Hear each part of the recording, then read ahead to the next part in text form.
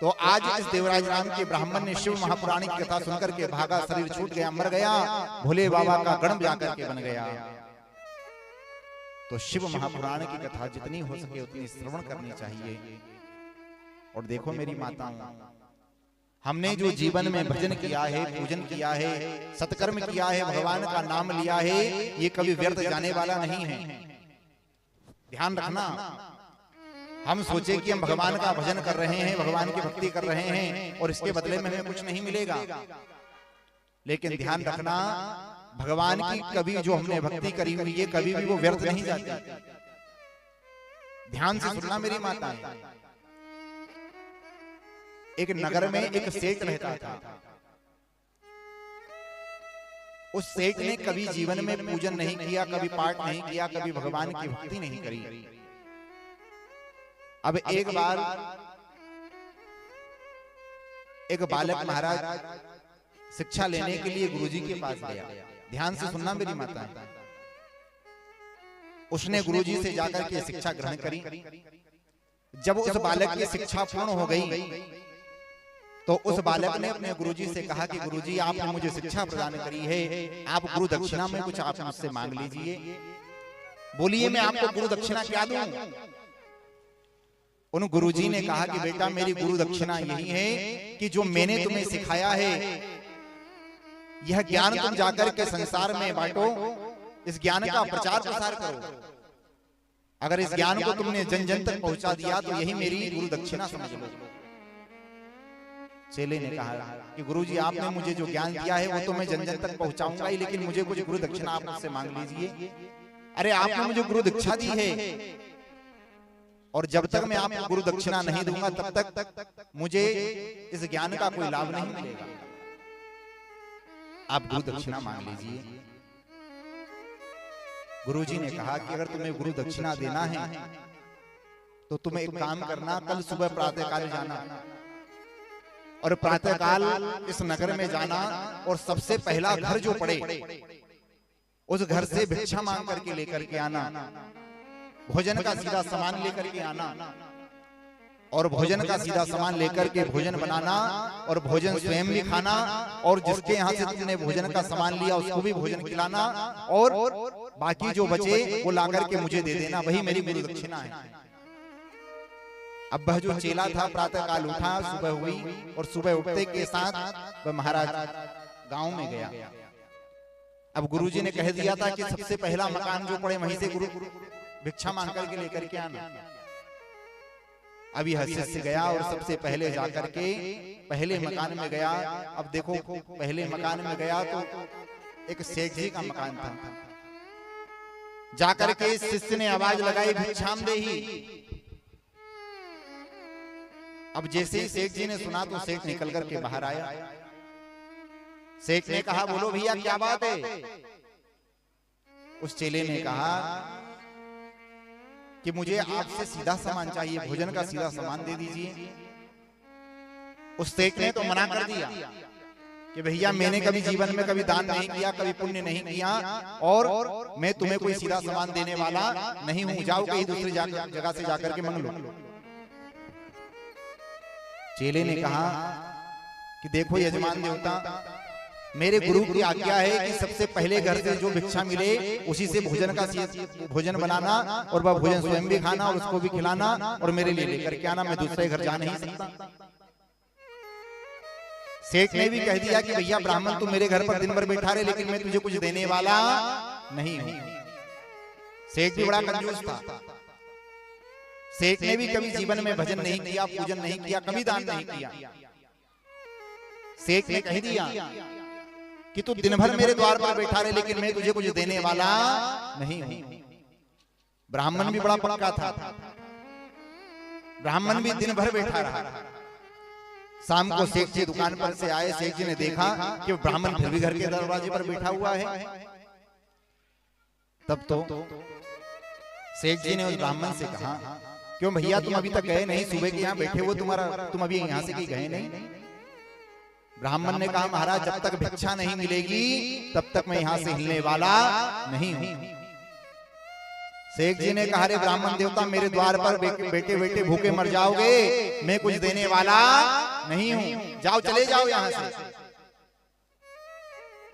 ब्राह्मण ने कहा, भले ही मेरे प्राण छूट जाएं लेकिन भिक्षा तो मैं लेकर के जाऊंगा। शेख जी ने भी कह दिया कि कुछ भी हो जाए मैं कुछ देने वाला नहीं हूं, क्योंकि आज तक नहीं मैंने दान किया, आज तक मैंने कभी किसी को एक अन्न का दाना नहीं दिया, मैं तुम्हें कुछ भी देने वाला नहीं हूं, भले ही तुम्हारे प्राण छूट जाएं मर जाओ, पर मैं कुछ देने वाला नहीं। ब्राह्मण ने भी प्रण कर लिया कि कुछ भी हो जाए भिक्षा तो मैं लेकर के जाऊंगा, भले ही आज तक तुमने किसी को नहीं दिया लेकिन मुझे तो आज तुमको देना ही पड़ेगा। ब्राह्मण सुबह से शाम तक बैठा रहा। अब आस पड़ोस के लोगों ने देखा, तो आस पड़ोस के लोगों ने देखा तो उनको बड़ी चिंता हुई कि देखो ये ब्राह्मण सुबह से बैठा हुआ है सेठ के द्वार पर, और ये सेठ कितना कंजूस है, इस ब्राह्मण को सीधा सामान नहीं दे रहा भोजन का। तो आस पड़ोस के जो थे गांव वाले, उन गांव वालों ने गांव के मुखिया को बुला लिया, और गांव के मुखिया को बुला करके कहा कि देखो इस सेठ के द्वार पर ये सुबह से ये ब्राह्मण देवता भूखा प्यासा बैठा हुआ है, और यह सेठ इन ब्राह्मण देवताओं को भोजन का सीधा सामान नहीं दे रहा। तब तो क्या था, गांव के जो मुखिया थे, उस गांव के मुखिया ने शेख जी से कहा कि भैया शेख जी, इस ब्राह्मण को भोजन का सीधा सामान दो, और अगर तुमने इस ब्राह्मण को भोजन का सीधा सामान नहीं दिया, भिक्षा नहीं दिया, तो हम तुम्हें नगर से बाहर निकाल देंगे, तुम्हारा बहिष्कार करेंगे, तुम्हें नगर से बाहर निकाल देंगे, और तुम्हें कभी इस गांव में घुसने नहीं देंगे। अब सेठ ने डर के मारे भिक्षा देने के लिए तैयार हो गया। गांव के मुखिया ने डराया सेठ को कि इस ब्राह्मण को भिक्षा दो, नहीं तो तुम्हें गांव से बाहर निकाल देंगे। जब शेख जी से यह कहा तो शेख जी ने कहा, अच्छा ठीक है, गांव से बाहर निकाल देंगे। उन्होंने कहा चलो ठीक है, ये ब्राह्मण मानने वाला नहीं, इसको सीधा सामान दे देता हूं। शेख जी ने आटा लेकर के आए, दाल लाए, गुड़ लाए, सभी सीधा सामान ब्राह्मण देवता को दिया और कहा कि जाओ ये लेकर के चले जाओ। ब्राह्मण ने कहा, मैं ऐसे नहीं जाऊंगा, यह भोजन मैं तुम्हारे ही द्वार पर बैठ करके बनाऊंगा, और साथ में तुम्हें भी भोजन करना पड़ेगा। मैं मेरे हाथ से जो मैं भोजन बना रहा हूं वह भोजन तुम्हें भी खाना पड़ेगा, और मेरे गुरु के लिए भी मैं यही भोजन लेकर के जाऊंगा। शेख जी ने कहा कि देख भैया, तूने सीधा सामान ले लिया है, अब तू यहाँ से जा, यहाँ भोजन वोजन नहीं बनाने दूंगा मैं। ब्राह्मण देवता ने कहा, महाराज कुछ भी हो जाए, भोजन तो मैं तुम्हारे द्वार पर ही बनाऊंगा, और तुम्हें साथ में बैठ करके मेरे साथ भोजन की तैयारी करनी पड़ेगी, साथ में भोजन बनवाना पड़ेगा, और अगर तुम मेरे साथ में भोजन नहीं बनवाओगे तो फिर मैं गांव के मुखिया को बुलाऊंगा, और गांव का मुखिया करके तुम्हें फिर डराएगा। अब शेख जी ने सोचा कि वो मुखिया आएगा, मुझे परेशान करेगा। उन्होंने कहा, अच्छा चलो, इससे अच्छा है कि मैं भोजन बनवा लेता हूँ। अब देखो मेरी माता, इस सेठ ने कभी जीवन में भजन नहीं किया, कभी जीवन में दान नहीं किया, कभी जीवन में पुण्य नहीं किया। आज पहली बार वह सेठ ब्राह्मण के पास बैठ करके भोजन बनवाने लगा। अब भोजन बनवाने लगा तो भोजन कितनी घड़ी में बना? भोजन 4 घड़ी में बना। कितनी घड़ी में? 4 घड़ी में भोजन बन गया। एक घड़ी कितने मिनट की होती है? बोलो। एक घड़ी 24 मिनट की होती है। कितनी? 24 मिनट की एक घड़ी होती है। कितने मिनट की? 24 मिनट। तो 4 घड़ी लगी भोजन बनाने में महाराज। कितनी घड़ी लगी? 4 घड़ी। 4 घड़ी में भोजन तैयार हो गया। अब देखो, पंडित जी भोजन बना रहे थे तो पंडित जी ने महाराज भगवान का नाम संकीर्तन करते हुए भोजन बना रहे थे, भगवान का भजन करते हुए। तो आज ये सेठ भी बैठा तो सेठ से भी पंडित जी ने कहा कि भैया तुम भी मेरे साथ भगवान का भजन करो। तो सेठ जी ने भी आज जब तक भोजन बना 4 घड़ी महाराज सेठ जी ने भी भजन किया। जीवन में कभी सेठ जी ने भजन नहीं किया, आज मात्र 4 घड़ी भजन किया। कितनी घड़ी? 4 घड़ी भजन। भोजन तैयार हुआ। ब्राह्मण देवता ने भी भोजन पाया, सेठ जी को भी भोजन करवाया और वह ब्राह्मण देवता जाने लगे। ध्यान से सुनना,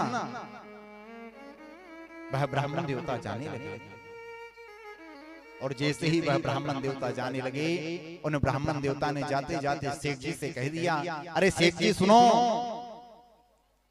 तुम्हारी ललाट रेखा बता रही है कि तुम्हारी 1 महीने बाद मृत्यु हो जाएगी। उस ब्राह्मण ने क्या कहा सेठ जी से कि 1 महीने बाद तुम्हारी मृत्यु हो जाएगी, 1 महीने बाद सेठ जी तुम मर जाओगे।